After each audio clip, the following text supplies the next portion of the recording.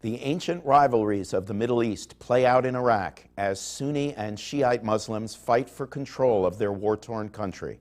What's behind this sectarian violence? And can the U.S. help stabilize the region? That's next on The Body Politic.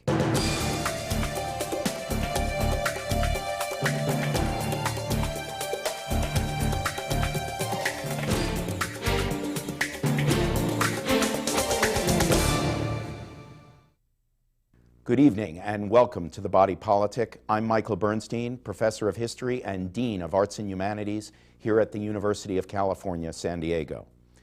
When the United States military invaded Iraq to topple Saddam Hussein in 2003, the troops expected to be greeted as liberators. But as we see now, 4 years later, the U.S. presence has been a catalyst for exacerbating the hatred between Sunni and Shiite Muslims. Each day we hear more about Iraqis attacking their own as the schism between these Islamic groups seems to grow wider. We'll spend the whole program on this conflict tonight with two leading experts on the Middle East. They are Vali Nasr, a professor of national security affairs at the Naval Postgraduate School in Monterey, California, and a senior fellow at the Council on Foreign Relations. His most recent book is The Shia Revival: How Conflicts Within Islam Will Shape the Future. Also joining us is Gershon Shafir, a professor of sociology and the director of the Institute for International, Comparative, and Area Studies based here at UC San Diego. Welcome to both of you, gentlemen. We now read on a daily basis of escalating violence in Iraq, suicide blasts, 130 killed just a couple of days ago in Baghdad, and the National Intelligence Council has issued an estimate now of even worsening violence in the weeks and months ahead. How do we explain this escalating violence? How do we understand this rift between a Sunni and Shiite that seems to be at the base of it? Professor Nasr? Well, Iraq has become a cauldron for all kinds of violence, anti-American violence, violence between different criminal gangs. But essentially the sectarian violence is the worst thing that we're seeing in terms of the future of that country. And the long and short of it is, Iraq was a very sectarian state. It was a state that was ruled by minority Sunnis over a majority of Kurds and Shias. There was very deep lines of identity in that society. Saddam Hussein himself was a Sunni. Was a Sunni. And the distribution of resources in the state, distribution of power, went down along the lines of whether you were Shia, Kurd, or you were Sunni. And in terms of, for Western audience, this is something like the Catholic-Protestant divide in Northern Ireland. They're not fighting theology. There was issues of power and politics and that was involved. Is it reasonable to say that there was some period, maybe right after the initial invasion and the elimination of the Hussein regime, that there was some solidarity within Iraq, or did that never obtain? Well, there was not solidarity in the sense that immediately when we shattered Saddam Hussein's state, there were winners and there were losers. The problem is that because we didn't have our eye on the sectarian issue, we did not have mechanisms that would have mitigated this becoming into a full-blown violence. What is at stake in Iraq is that there is no state. The future of that country is up for grabs, and therefore the two sides are competing for taking over power. How precisely did the invasion affect, well, there are actually three major groups in Iraq, the Shiite, Sunni, and the Kurds to the north. So in all three cases, immediately following the U.S. invasion, how would these groups have been affected? How did they perceive their situation? Well, in reality, the Kurds were already out of Iraq. In 1991, we created a no-fly zone and no-go zone for Saddam Hussein's army. For all practical purposes, the Kurds had their own region in the north. They were not as much affected as the Shias and the Sunnis were in the south. The Sunnis lost power. We not only destroyed Saddam Hussein's state, we destroyed the Ba'ath Party, we destroyed the Iraqi military. The Ba'ath Party was the foundation of Saddam Hussein's power bureaucratically in Baghdad. Exactly, and even though not all Sunnis supported Saddam, and he did kill many Sunnis, but end of the day, as a community of only 20% of Iraq, 20 to 25% of Iraq, they were ruling over the country, and that was ended. And the Shias, who were the majority of Iraq's population, about 60 to 65%, which were pushed to the margins, came and took over the state through elections that the United States introduced to Iraq. So from very early on, there were winners and losers. The question was, would the Sunnis accept taking the lower end of things peacefully or not? and how would the Shias react to the provocations. But to emphasize, this is not a dispute about religious or theological principles. It's a struggle over resources, political power, access to government, to government goods, and so forth. Absolutely, in the sense that the identity comes from this sectarian divide. In the same way as in Northern Ireland, the Catholic Protestant identity comes from the original sectarian divide. But they're not fighting right now about theology. They're fighting about who's going to take control of Iraq, who's going to take over its resources, and who is going to dominate whom. Now, the current government in Iraq, of course, is a mixture of, in terms of the high leadership, it's a mixture of representatives from these various groups. You don't see any opportunity for cohesion among these senior leaders. The president, Talabani, is a Kurd. The prime minister is Shiite, and so forth. How does that play out? They're not able to overcome these deep divisions in the communities, or is there a potential there for a solution? There is a potential, provided there would be a credible political peace process in place. What is lacking in Iraq from 2004, 2005 onwards is that there is no political process. There is nothing happening around the table where the communities are negotiating. There is better relations between Shias and the Kurds because they both were suppressed by Saddam. They both benefited from what the US did, and they can very easily divide resources and power between them.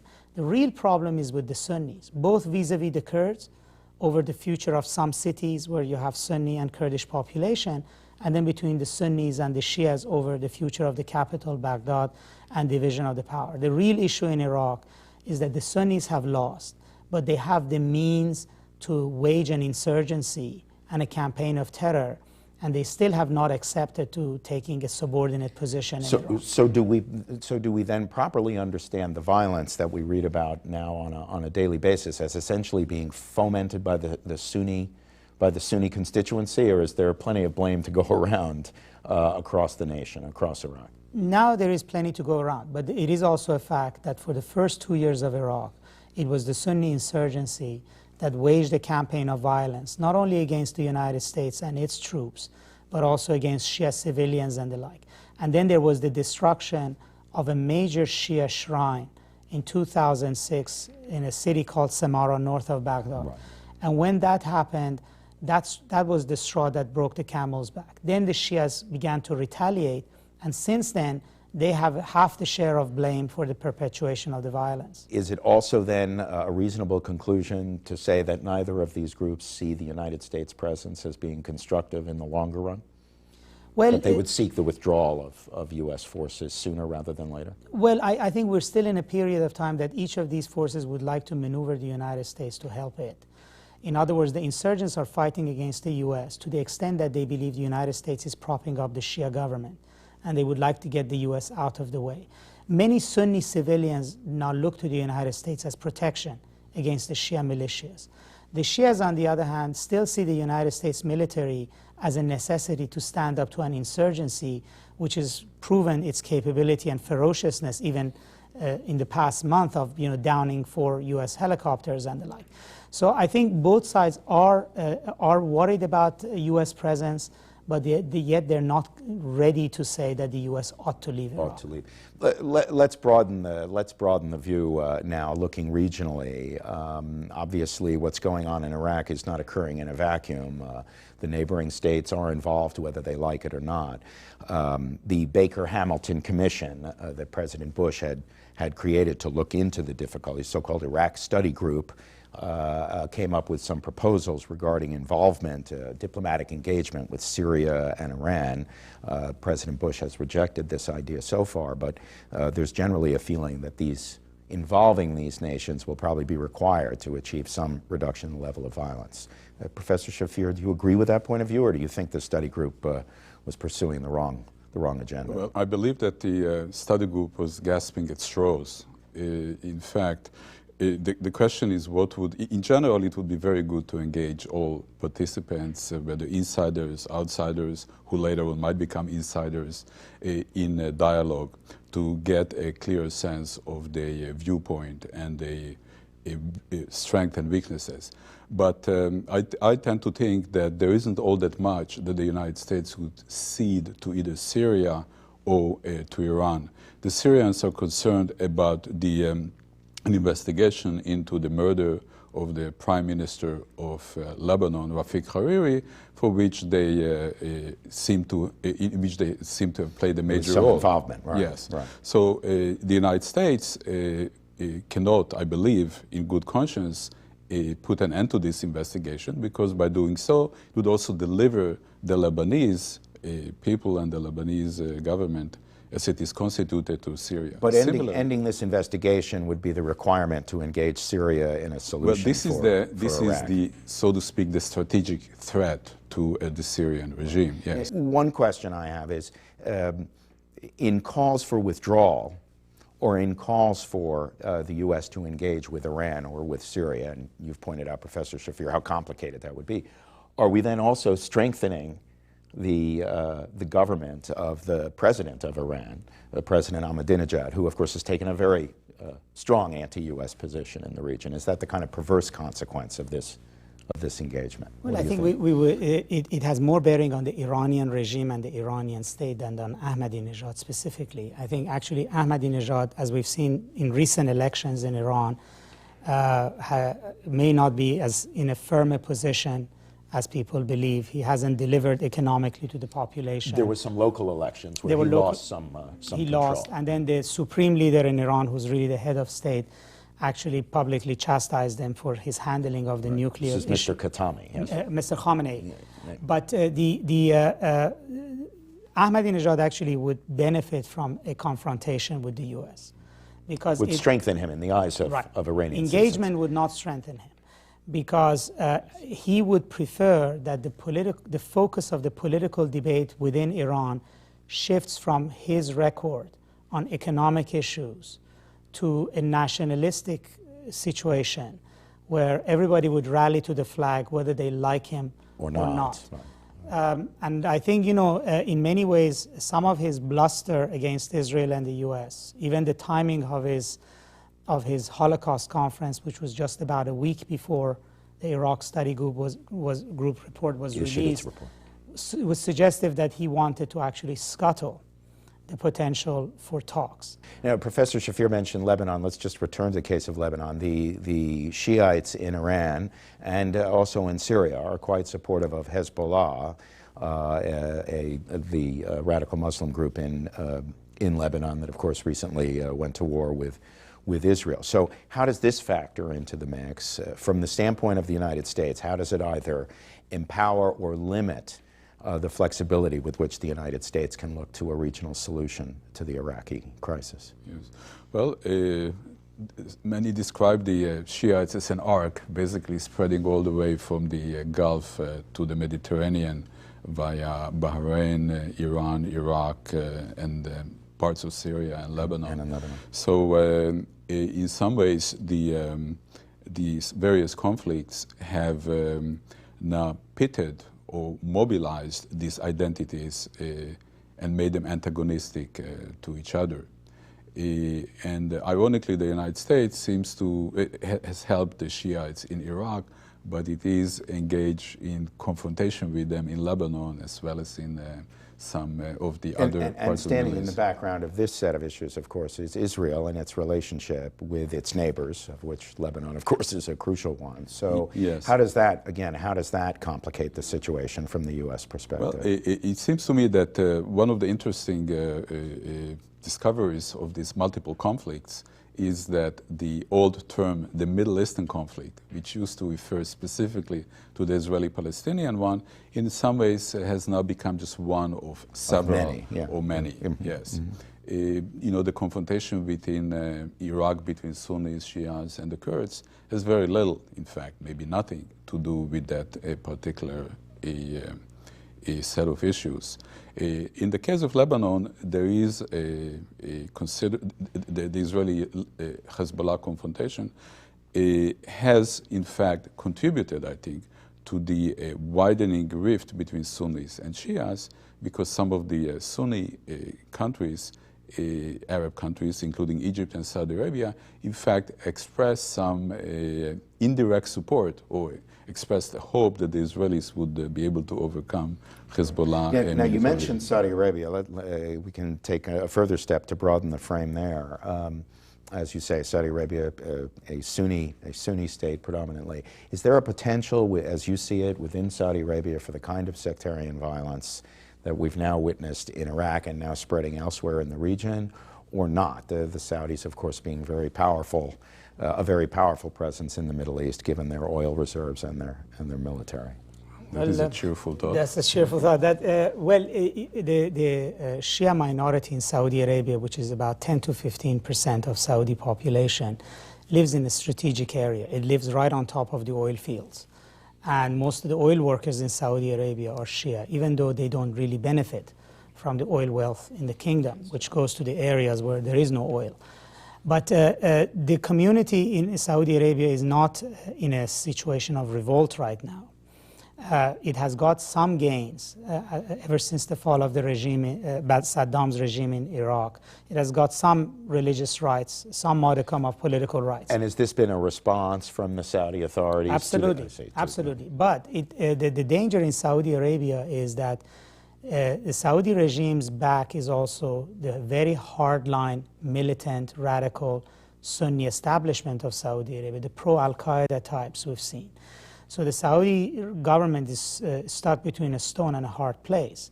If it tries to accommodate the Shias, then its flank is open to criticism from these radical pro-Al-Qaeda types.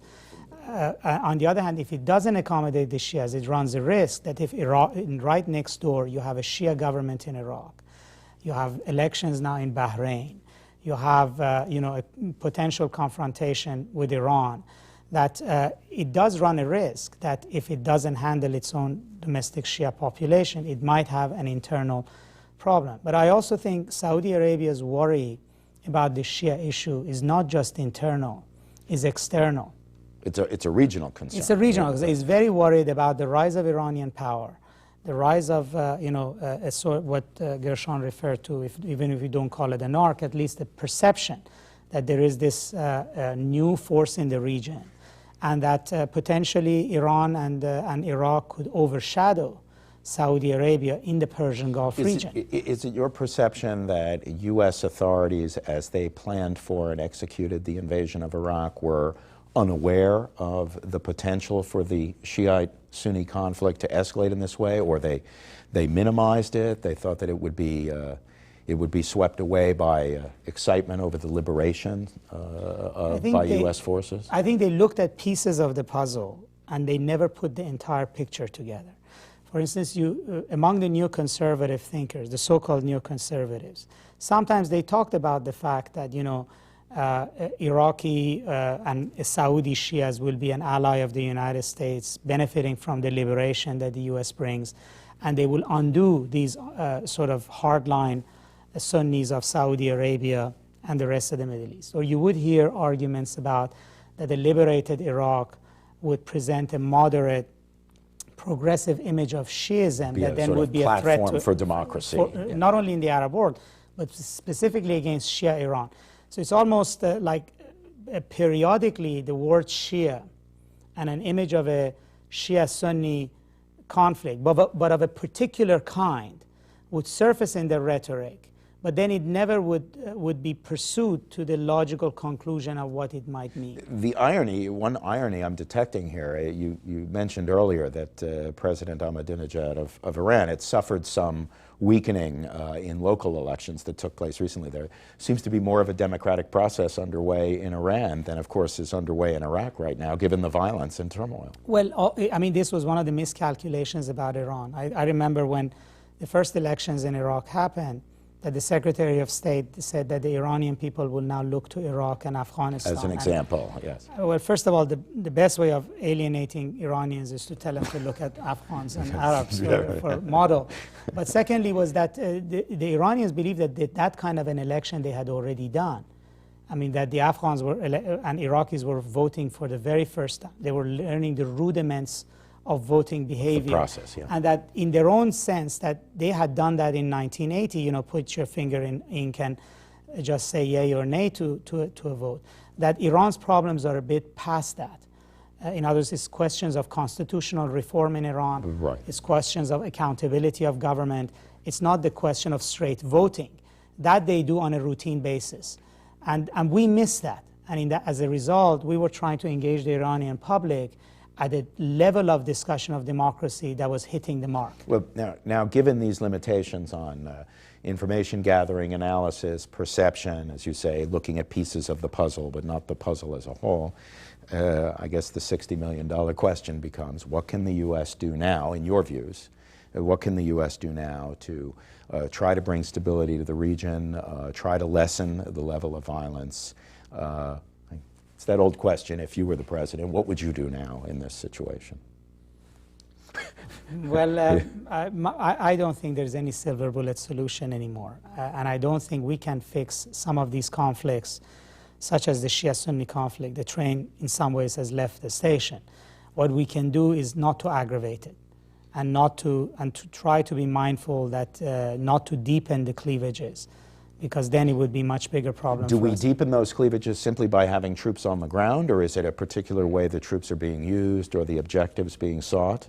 Well, when you have more troops on the ground, obviously you're going to give them a mission. And we send this new 20,000 troops with a mission of essentially extending the war to Shia militias.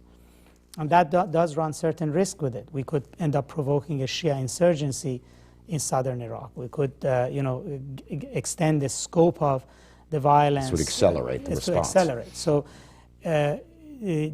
anytime we're not sending sufficient number of troops to smother the conflict, we're sending enough to extend it. I see. There's been a lot of commentary at least in the U.S. press with which I'm familiar about, the failures of the reconstruction programs, literally the physical reconstruction of Iraq in the wake of the invasion itself, and of course now the destruction that's occasioned by the violence that is a daily occurrence there. If the U.S. were to invest more resources in rebuilding the infrastructure, the electrical grid is still deficient, roads and so forth are compromised, the water system, would that tend to lessen violence, or do you think this matter has accelerated beyond these kind of material solutions? Well, that's a chicken and egg problem. In other words, we cannot do most of those things because of the violence. And until we get a handle on the violence, then we cannot There's no way to put people in harm's way to repair exactly. these things. I see. I guess the most difficult thing to do, you're both experts on the region and study the situation as it's evolved and as it currently exhibits itself, but the future. What do you see happening in the next year, the next 2 years? This is leading into, obviously, a presidential election cycle in the United States, which will muddy the waters further as to U.S. conduct in the region. What are the outcomes you envision? Best case, worst case? Well, I think the best case is that we're going to sort of have the continuation of what we have right now. I don't see that improving for the reason that there is no political framework on the ground. In other words, all the debate in the United States is around troop numbers. The new strategy. It's not about constitutional reform within Iraq or something of the level of what we do with the Arab-Palestinian-Israeli issue, which to come up with some kind of a framework of engagement for peace, put diplomatic skin in the game, put some of diplomatic capital in trying to bring the two sides together. There is no political process right now, period. It's all benchmarks about reaching a goal, but no talk of process. So it's not going to get any better. The worst case scenario is that the violence would escalate, either because of its extension by deployment of U.S. troops, or because the kind of violence we're seeing, like bombing of marketplaces, shrines, and the like, will just reach a point which it will overwhelm the U.S. capability to handle it, or that we end up escalating this by starting another war with Iran that will complicate Iraq gravely. So I think I would see it between where we are and a lot worse than where we are. And a lot worse, but no better. I know in some of your writings, including this new book, Professor Nasr, you look at the analogy some draw between the current situation in Iraq and Vietnam in the 1970s as the U.S. extricated itself. But you don't entirely agree with that analogy. You think that there's a possibility for a solution, or don't know if solution's the right word, but an outcome that might more approximate India at the time of the partition between Islamic and Hindi communities. Is that right? Well, the Vietnam analogy most applies to when we confronted only the insurgency. And we saw the insurgency as a nationalistic and liberationist force. The insurgency now is increasingly sectarian. In Iraq. In yes, Iraq. yes. So what we're seeing is a civil war. And civil wars is a matter of the fact that there is no power sharing agreement. That's why we have civil war. So there is a chance of dealing with this non-militarily if it would be possible to get a political agreement at the center. I'm not saying we're going to be successful, but we're not really trying. We're not trying that. And just to conclude, we have a minute left. You mentioned the need to get diplomatic skin in the game to if this better outcome is even one we can envision. Would that necessarily, in your mind, involve engagement with the neighboring states along the lines that Professor Shafir mentioned earlier with Iran, Lebanon, Syria? Well, I think all the caveats that Professor Shafir raised are very true, but I think we need to engage not just Iran and Syria, but also Saudi Arabia, Jordan as well, who have are playing a big role in this, to the extent of even supporting the insurgency diplomatically, if not materially. But you know, right now we're having a conflict between two Palestinian factions, and there is much more diplomatic effort going in terms of bringing Mahmoud Abbas and Hamas together yeah. than is going to getting the Shias and the Sunnis together. All we're basically doing is that we expect you guys to solve it yourself and find a way of doing it. We're Absolutely. expecting them to take care But of it. we're not neither going to push the Sunnis to accommodate, nor are we going to push the Shias to accommodate. We just somehow expect that two warring people can have the wisdom to rise above their own conflict. And in addition to not applying the pressure, we're not really giving them dramatic incentives to, at the moment, to come to the table and try to forge that. Yeah, I think the U.S. invasion in Iraq was a gamble. And now when it's going poorly, our president is doubling the odds. And, with the investment of more troops, the so-called surge. Gambling again, yes. And I think the results are pretty much foreordained here. One other thing the United States lost, I think, is its ability to influence things diplomatically. I don't think that the United States is in the same position as it was several years ago, where it could have and did not engage with several of these countries. Before the invasion. Before the invasion, and before the Israeli-Lebanese war, before the election of Hamas, and so on and so forth. But I think, while the United States would always be required to underwrite any agreements in the Middle East, I think there are other actors now for whom the door has opened. There is a Saudi initiative from 2002. Maybe the United Nations could play an increased role, and the Jordanians may, in fact, there'd be an opportunity to involve them more. Well, on these notes, I think we'll have to leave it. Thank you both for your insights. My guests have been Vali Nasr, author of The Shia Revival and a professor at the Naval Postgraduate School, and Gershon Shafir of UC San Diego's Institute for International Comparative and Area Studies. Thank you all for joining us on The Body Politic. I'm Michael Bernstein. Good night.